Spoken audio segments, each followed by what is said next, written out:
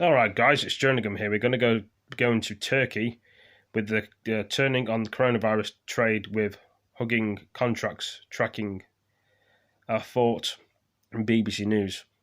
So apparently, yeah, it's pretty bad there as well. I'm going to put the video on. Let's give us a second while I sort this out. Now, Turkey, which had one. Can never usually get this bloody right here. There we go. Hopefully it should stay where it is. I'm hoping. With a bit of balance. Now, Turkey, which had one of the fastest growing coronavirus outbreaks in the world, says it's turning the tide.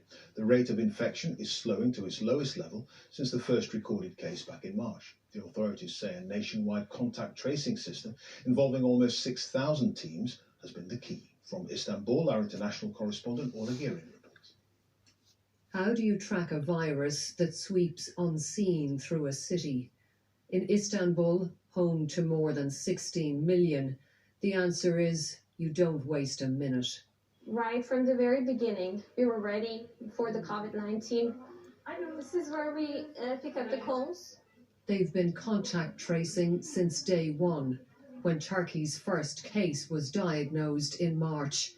The system is well developed from decades of tracking measles. It relies on tireless work by doctors and nurses. We are, as a team, feel as if we were in a war because people forget to go home. They don't know the time frames that they're working in. We say that, okay, 8 hours is completed, but they don't even care going home because they know that this is a duty that they have to complete and before it spreads to anyone else. So 1,200 tracing teams fan out across the city. We joined them in Fatih, the heart of old Istanbul. Step by step, they track the virus. Here, checking on two flatmates whose friend is COVID positive. Sumaya and Nazla, both in their 20s, are tested on their doorstep. Just a day after developing mild symptoms. We follow foreign news, and when we first heard about the virus, we were really scared. But Turkey has rallied faster than we thought, much faster than Europe and the United States. Well, the doctors are out of their PPE now. Everything has been bagged up. It's going to be disposed of safely. They've taken the swabs and they'll be sent off to the lab and the results will be back within 24 hours.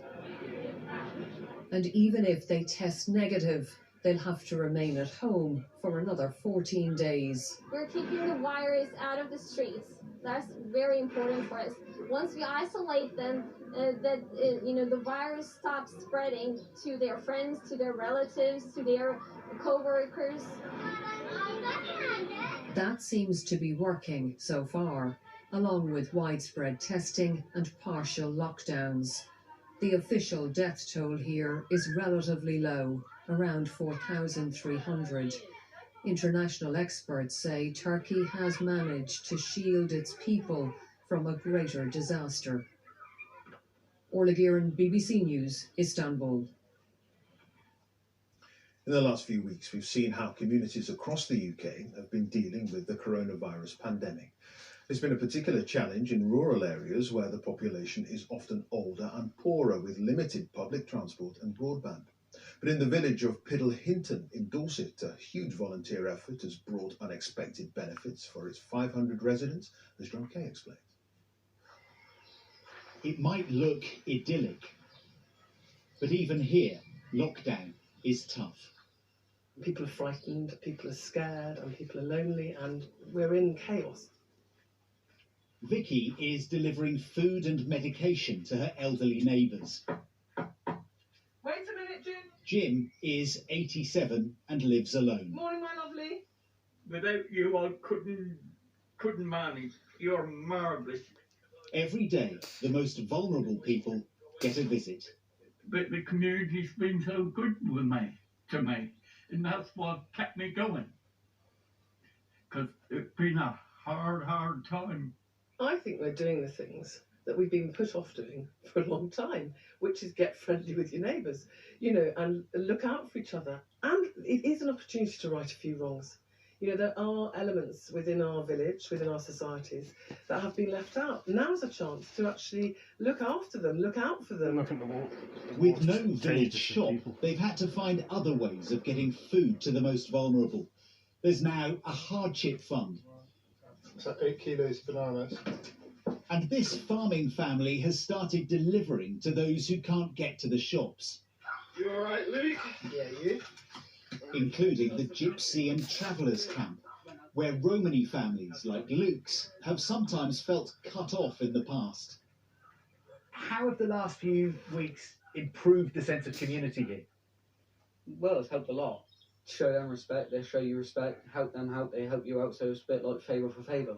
Does it feel like it's a happier place to live these days? Yeah, it is.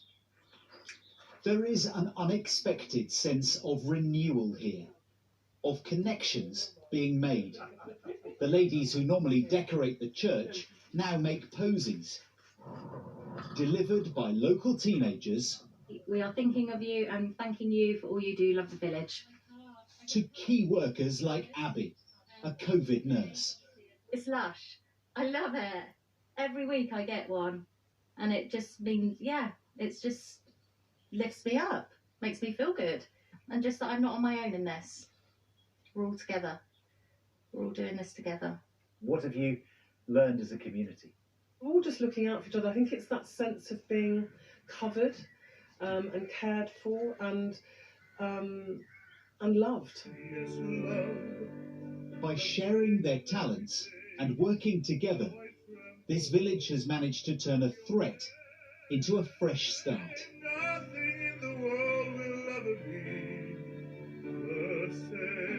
John Kay, BBC News, Pendle Hinton in Dorset.